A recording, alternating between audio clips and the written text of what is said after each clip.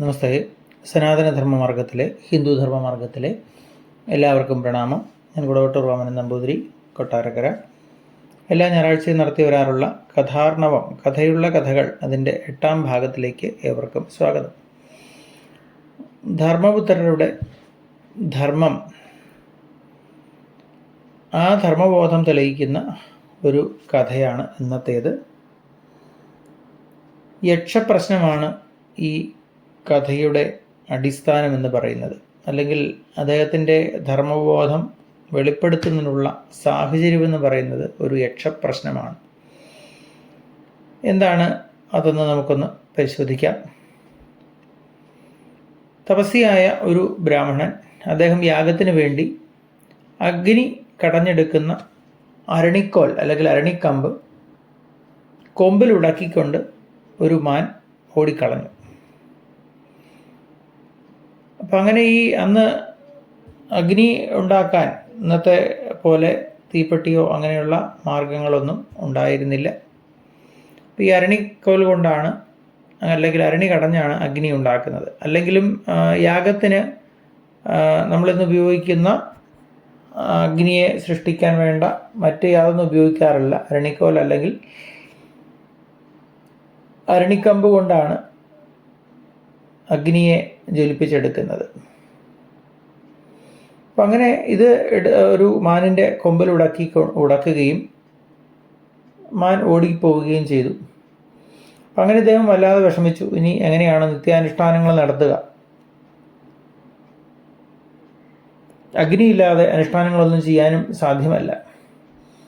അപ്പം അങ്ങനെ വളരെയധികം വിഷമിച്ച ഈ ബ്രാഹ്മണൻ ദ്വൈതവനത്തിൽ പാർത്തിരുന്ന പാണ്ഡവരോട് കരഞ്ഞുകൊണ്ട് തൻ്റെ കഥ പറഞ്ഞു.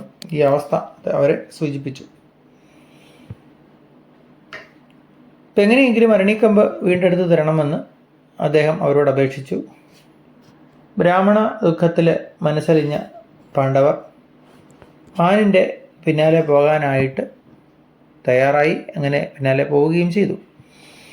എത്ര ദൂരം ഓടിയിട്ടും മാനിൻ്റെ അടുത്തെത്താൻ പറ്റാതെ അവർ ഒരു പേരാൽ മരത്തിൻ്റെ ചുവട്ടിൽ ഇരിപ്പായി. അപ്പം അപ്പോഴേക്കും മാന് കാണാനാകാത്ത ദൂരത്തിലേക്ക് എത്തുകയും ചെയ്തു. അങ്ങനെ തളർന്നിരുന്ന അവർ വിശപ്പും ദാഹവും കൊണ്ട് കുറച്ച് വെള്ളം കിട്ടിയിരുന്നെങ്കിൽ എന്ന് ആഗ്രഹിച്ചു. അങ്ങനെ അവിടെ എവിടെയെങ്കിലും പൊയ്കയോ ചോലയോ മറ്റോ ഉണ്ടോ എന്നറിയാനായിട്ട് ധർമ്മപുത്രർ അനുജനായ നകുലനോട് പറഞ്ഞു, മരത്തിൽ കയറി 4 ഭാഗം ഒന്ന് നോക്കൂ, വല്ലയിടത്തും ജലാശയമുള്ള ലക്ഷണം വല്ലതും ഉണ്ടെങ്കിലോ. അങ്ങനെ ജ്യേഷ്ഠൻ്റെ വാക്ക് കേട്ട് അനുജൻ മരത്തിൻ്റെ മുകളിൽ കയറി നോക്കിയപ്പോൾ അങ്ങ് ദൂരെ വടക്ക് ഭാഗത്തൊരു പൊയ്കയുണ്ടെന്ന് മനസ്സിലായി. കാരണം പക്ഷികൾ അവിടെ നിന്നും പറക്കുന്നുണ്ട്, തളിർത്ത മരങ്ങൾ കാണുന്നുണ്ട്. ഇതൊക്കെ അവിടെ അടുത്ത് ജല സാന്നിധ്യമുണ്ട് എന്നുള്ളതിൻ്റെ ലക്ഷണങ്ങളാണ്. അപ്പോൾ ധർമ്മപുത്രർ പറഞ്ഞു, നീ അവിടേക്ക് പോയി നോക്കുക, വെള്ളം കുടിച്ചിട്ട് ആവനാഴി നിറയെ വെള്ളം കൊണ്ട് ഇങ്ങോട്ട് പോരുക. അങ്ങനെ ആവനാഴിയും എടുത്ത് നകുലൻ പുറപ്പെട്ടു. പൊയ്കയുടെ കരയിലെത്തി. വെള്ളം കുടിക്കാനായിട്ട് പൊയ്കയിലേക്ക് ഇറങ്ങിയപ്പോൾ ഒരു അശരീരിവാക്യം കേട്ടു. അതിങ്ങനെയായിരുന്നു, ഈ ജലാശയം എൻ്റെ പൂർവികമായ സ്വത്താണ്. നീ സാഹസം കാട്ടരുത്, വെള്ളം കുടിക്കാൻ പാടില്ല, കൊണ്ടുപോകാനും പാടില്ല.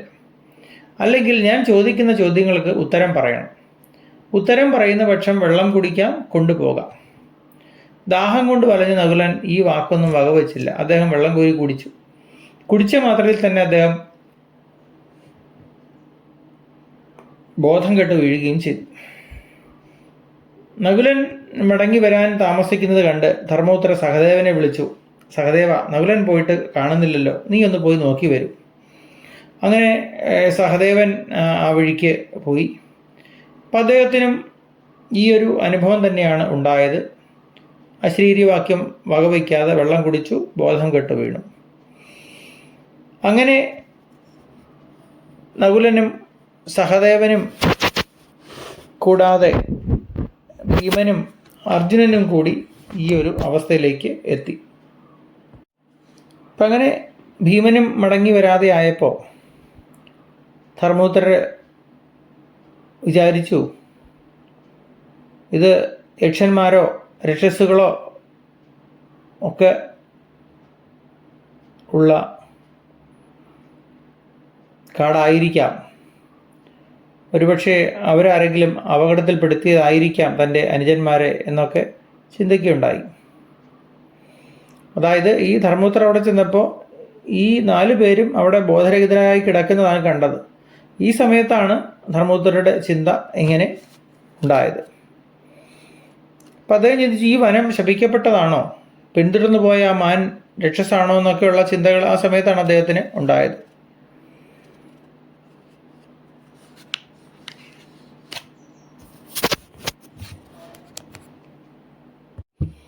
ഇപ്പം ഏതായാലും തൻ്റെ അനുജന്മാർ കിടക്കുന്ന കാഴ്ച കണ്ട് അദ്ദേഹത്തിന് അതിയായ ദുഃഖമുണ്ടായി. 4 പേരും മരിച്ചു കിടക്കുന്നതായിട്ടാണ് അദ്ദേഹത്തിന് തോന്നിയത്. ഇതൊരു പക്ഷേ കൗരവരുടെ ചതിപ്രയോഗമാണോ, വെള്ളത്തിൽ വല്ല വിഷവും ഉണ്ടായിരിക്കുമോ, ഇങ്ങനെ 100 സംശയങ്ങൾ ധർമ്മപുത്രരുടെ ഹൃദയത്തിൽ ഉയർന്നു പൊങ്ങി. തുടർന്ന് അദ്ദേഹം വെള്ളത്തിലേക്ക് ഇറങ്ങിയപ്പോൾ പഴയ അശരീരിവാക്യം പൊട്ടിപ്പുറപ്പെട്ടു. വിശേഷിച്ച് മറ്റൊരു വാക്യം കൂടി, പൊയ്കയിലെ ചണ്ടിയും മീനും തിന്നുന്ന ഒരു കൊക്കാണ് ഞാൻ. ഞാനാണ് നിന്റെ 4 സഹോദരന്മാരെയും കൊന്നത്. നീ 5-മനാണല്ലോ. ഈ പൊയ്ക എൻ്റെ പൂർവികന്മാരുടെ സ്വത്താണ്. നീ സാഹസമൊന്നും കാട്ടരുത്, പ്രവർത്തിക്കരുത്. ഞാൻ ചോദിക്കുന്ന ചോദ്യങ്ങൾക്ക് ഉത്തരം പറഞ്ഞാൽ ഇതിലെ വെള്ളം നിനക്ക് കുടിക്കാം, കൊണ്ടുപോവുകയും ചെയ്യാം. അപ്പം ഈ അശരീരിവാക്യം കേൾക്കെ ധർമ്മപുത്രർ ചോദിച്ചു, നീ ഏത് ദേവനാണ്? ഏതായാലും നീ ഒരു പക്ഷിയല്ല. എൻ്റെ അനുജന്മാരെ കൊല്ലാൻ ഒരു പക്ഷിക്ക് സാധ്യമല്ല. അതുകൊണ്ട് ഞാൻ അപേക്ഷിക്കുന്നു, അങ്ങ് ആരാണെന്ന് വ്യക്തമാക്കുക. അപ്പോൾ പറഞ്ഞു, ഞാൻ യക്ഷനാണ്. ഞാനാണ് നിന്റെ അനുജന്മാരെ കൊന്നത്.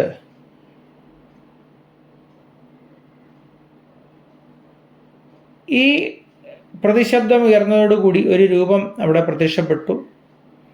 മല പോലെ, പന പോലെ വളർന്ന് ഉയർന്നതുമായ ഒരു ഭീകര രൂപം. ആ രൂപത്തിൽ നിന്ന് വീണ്ടും അതേ ശബ്ദമുയർന്നു, ഞാൻ ചോദിക്കുന്ന ചോദ്യങ്ങൾക്ക് ഉത്തരം പറയാമെങ്കിൽ ഈ പൊയ്കയിലെ വെള്ളം കോരി കുടിക്കാം, കൊണ്ടുപോകാം. അപ്പോൾ ധർമ്മപുത്രർ പറഞ്ഞു, അങ്ങ് ചോദിച്ചു കൊള്ളുക, എൻ്റെ ബുദ്ധിക്ക് നിരക്കുന്ന മട്ടിലാണെങ്കിൽ ഉത്തരം പറയാം. തുടർന്ന് യക്ഷൻ ധർമ്മപുത്രരോട് ചോദിച്ചു. അതായത് 34 ചോദ്യങ്ങൾ അദ്ദേഹം ചോദിച്ചു. ഈ 34 ചോദ്യങ്ങൾക്കും ധർമ്മപുത്രർ മുറതെറ്റാതെ മറുപടിയും പറഞ്ഞു. ധർമ്മപുത്രരുടെ ഉത്തരം കേട്ട് യക്ഷൻ പറഞ്ഞു, നിന്റെ ഉത്തരങ്ങളെല്ലാം ശരിയാണ്. ഞാൻ സന്തോഷിച്ചിരിക്കുന്നു. എൻ്റെ എല്ലാ ചോദ്യങ്ങൾക്കും നീ ഉത്തരം പറഞ്ഞതുകൊണ്ട് നിന്റെ അനുജന്മാരിൽ ഒരാളെ ഞാൻ ജീവിപ്പിക്കാം. ആരെ വേണമെന്ന് നീ തീരുമാനിച്ചുകൊള്ളുക. അപ്പോൾ യുധിഷ്ഠിരൻ പറഞ്ഞു, ശ്യാമനും രക്താക്ഷനും വിരിമാറുള്ളവനും ദീർഘകായനും മഹാബാഹുവുമായ നകുലൻ ജീവിക്കട്ടെ എന്ന്. യുധിഷ്ഠിരന്റെ വാക്ക് കേട്ട് യക്ഷൻ പറഞ്ഞു, ഭീമസേനാണ് നിനക്ക് പ്രിയങ്കരൻ, അർജുനാണ് നിങ്ങൾക്ക് ആശ്രയം. എന്നിരിക്കെ നിന്റെ അച്ഛൻ്റെ മറ്റൊരു ഭാര്യയിൽ ജനിച്ച ഒരു സഹോദരൻ ജീവിക്കട്ടെ എന്ന് പറയാൻ എന്തനുഭവമാണ് നിനക്കുണ്ടായത്? പാണ്ഡവന്മാർക്ക് കൈക്കരുത്തിനാൽ ആശ്രയമായിരിക്കുന്ന അർജുനെ വിട്ട് നകുലനെ ജീവിപ്പിക്കാൻ എന്തുകൊണ്ട് നീ ആഗ്രഹിക്കുന്നു? യുധിഷ്ഠിരൻ പറഞ്ഞു, ധർമ്മത്തെ ആര് നശിപ്പിക്കുന്നുവോ അത് അവനെ നശിപ്പിക്കും. ധർമ്മത്തെ ആര് സംരക്ഷിക്കുന്നുവോ അത് അവനെ സംരക്ഷിക്കും. അതുകൊണ്ട് ഞാൻ ഒരിക്കലും ധർമ്മത്തെ ഉപേക്ഷിക്കുകയില്ല. ധർമ്മത്തെ നശിപ്പിച്ച് ആ വഴിക്ക് എന്നെയും നശിപ്പിക്കുന്നതിന് ഞാൻ ആഗ്രഹിക്കുന്നില്ല. അത് ഞാൻ ചെയ്യുകയുമില്ല. പരമമായ ധർമ്മം അദൃശംസ്യമാണെന്നാണ് എൻ്റെ ദൃഢമായ വിശ്വാസം. അദൃശംസ്യം, അതായത് ക്രൂരതയില്ലായ്മ കൊണ്ട് നകുലൻ ജീവിക്കട്ടെ എന്ന് ഞാൻ വിചാരിക്കുന്നു. ജനങ്ങൾ എന്നെ അറിയുന്നത് ധർമ്മം കാക്കുന്ന രാജാവ് എന്നാണ്. മഹാത്മാവായ യക്ഷ, സ്വധർമ്മം ഞാൻ ഒരിക്കലും കൈവിടുകയില്ല. നകുലൻ ജീവിക്കാൻ ഇടയാകട്ടെ. എൻ്റെ അച്ഛന് 2 ഭാര്യമാരാണ്, കുന്തിയും മാദ്രിയും. 2 പേരുടെയും മക്കൾ എനിക്ക് ഒരുപോലെയാണ്. എൻ്റെ നിശ്ചയം അതാണ്. കുന്തിയെ പോലെ തന്നെയാണ് എനിക്ക് മാദ്രിയും. അതുകൊണ്ട് യക്ഷ, നകുലൻ ജീവിക്കട്ടെ. യക്ഷൻ പറഞ്ഞു, അല്ലയോ ധർമ്മരാജാവേ, അർദ്ധകാമങ്ങളെക്കാൾ വലുതായി അങ്ങ് കാണുന്നത് ക്രൂരതയില്ലായ്മയാണല്ലോ. അങ്ങയുടെ സത്യമായ മതവും അതാണല്ലോ. അതുകൊണ്ട് അങ്ങയുടെ എല്ലാ സഹോദരന്മാരും ജീവിക്കും. യക്ഷൻ പറഞ്ഞതുപോലെ പാണ്ഡവരെല്ലാം എഴുന്നേറ്റു. അവരുടെ വിശപ്പും ദാഹവും ഇല്ലാതാവുകയും ചെയ്തു. യക്ഷൻ ഇങ്ങനെ പറഞ്ഞതും സഹോദരന്മാർ ഉണർന്നെഴുന്നേറ്റതും ഒപ്പമായിരുന്നു. മനം തെളിഞ്ഞ ധർമ്മപുത്രർ യക്ഷനോട് ചോദിച്ചു, അങ്ങ് ആരാണ്? തീർച്ചയായും യക്ഷനല്ല, സത്യം എന്നോട് പറഞ്ഞാലും. ശരി, ഞാൻ യക്ഷനല്ല, നിന്റെ പിതാവായ യമധർമ്മനാണ്. നിന്നെ കാണാനും അറിയാനും വന്നുവന്നേ ഉള്ളൂ. നീ എന്തു വരം വേണമെങ്കിലും ചോദിച്ചു കൊള്ളുക. ഏതൊരു ബ്രാഹ്മണന്റെ അരണിക്കമ്പ് മാൻ എടുത്തുകൊണ്ട് പോയോ ആ ബ്രാഹ്മണന് കർമ്മലോപം എന്ന ദോഷം ഉണ്ടാകാതെ സംരക്ഷിക്കണം. ധർമ്മപുത്ര ചോദിച്ച വരം ഇതാണ്. മാനിന്റെ വേഷം ധരിച്ച് ബ്രാഹ്മണന്റെ അരണിക്കമ്പ് എടുത്തുകൊണ്ട് പോയത് ഞാനാണ്. നിന്റെ തത്വം അറിയുവാൻ വേണ്ടിയാണ് അത് ചെയ്തത്. ബ്രാഹ്മണന് ഇത് കൊണ്ട് കൊടുക്കുക എന്ന് പറഞ്ഞിട്ട് അരണിക്കമ്പ് തിരിച്ചേൽപ്പിച്ചു. തുടർന്ന് ചോദിച്ച വരങ്ങളെല്ലാം യമധർമ്മൻ ധർമ്മപുത്രർക്ക് നൽകി അപ്രത്യക്ഷനാവുകയും ചെയ്തു. ഇതാണ് കഥയെന്ന് പറയുന്നത്. ഈ കഥയുടെ താല്പര്യം ഏത് പ്രതിസന്ധിയിലും ധർമ്മബോധം കൈവിടാതെ നിലനിൽക്കുന്ന ധർമ്മപുത്രരുടെ മാനസികാവസ്ഥയാണ്. ആരെ ജീവിപ്പിക്കണമെന്ന് ചോദിച്ചപ്പോൾ ധർമ്മപുത്രർക്ക് വേണമെങ്കിൽ ഭീമന്റെയോ അർജുനന്റെയോ ഒക്കെ പേര് പറയാമായിരുന്നു. പക്ഷെ അദ്ദേഹം ചിന്തിച്ചത് അങ്ങനെയല്ല. കുന്തിയമ്മയ്ക്ക് ഒരു മകൻ ജീവിച്ചിരിക്കും, മാധുരി അമ്മയ്ക്കും ഒരു മകൻ ജീവിച്ചിരിക്കണം. താൻ അർജുനനെയോ ഭീമനെയോ ജീവിപ്പിക്കാൻ ആവശ്യപ്പെട്ടാൽ അതൊരിക്കലും സാധ്യമല്ല എന്ന് മനസ്സിലാക്കിയിട്ടാണ് അവർ നകുലിനെ ജീവിപ്പിക്കാനായിട്ട് ആവശ്യപ്പെട്ടത്. ഏതായാലും ഈ ഒരു സന്ദർഭത്തിലൂടെ ധർമ്മപുത്രരുടെ ഉള്ളിലുള്ള ധർമ്മബോധം എത്രത്തോളം ശ്രേഷ്ഠമാണ്, ശ്രേയസ്കരമാണ് എന്ന് നമുക്ക് മനസ്സിലാവുന്നു. ഏത് പ്രതിസന്ധി ഘട്ടത്തിലും ധർമ്മത്തെ കൈവിടാത്ത ധർമ്മപുത്രരുടെ ഒരു മാനസികാവസ്ഥയാണ് ഈ കഥയിലൂടെ നമുക്ക് മനസ്സിലാക്കാൻ സാധിക്കുന്നത് എന്ന് പറഞ്ഞുകൊണ്ട് ഇന്നത്തെ കഥ ഇവിടെ അവസാനിപ്പിക്കുകയാണ്. എല്ലാവർക്കും എൻ്റെ വിനീതമായ പ്രണാമം. നമസ്തേ.